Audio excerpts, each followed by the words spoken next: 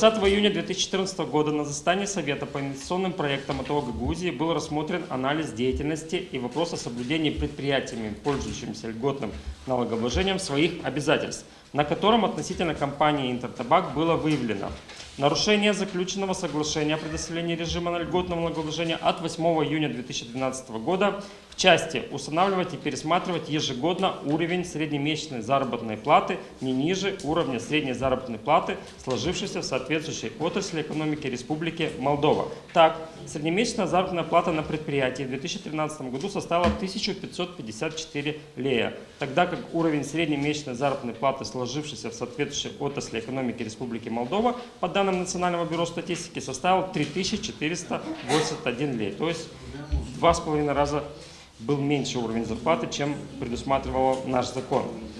Второе. Нарушение взятых на себя обязательств по осуществлению основной своей деятельности с вложением инвестиций на территории АТО Гагаузия.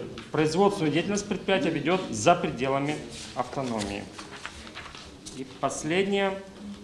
Согласно информации, предоставленной налоговой инспекцией АТО Гагаузии, рабочих мест не было создано. Так сложилось, что некоторые компании, та компания, о которой мы сегодня говорим, просто-напросто получив поддержку предыдущего исполнительного комитета, принял решение об освобождении их от налогов, в надежде, может быть, на то, что будет открыто предприятие здесь, на территории Гагаузии, будут платиться налоги, увеличится количество рабочих мест, зарплаты и так далее, и так далее.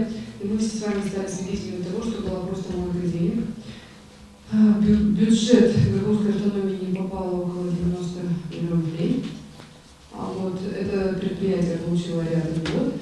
Вы посчитайте на 90 миллионов рублей, сколько мы с вами крыш, туалетов, спортзала отремонтировали.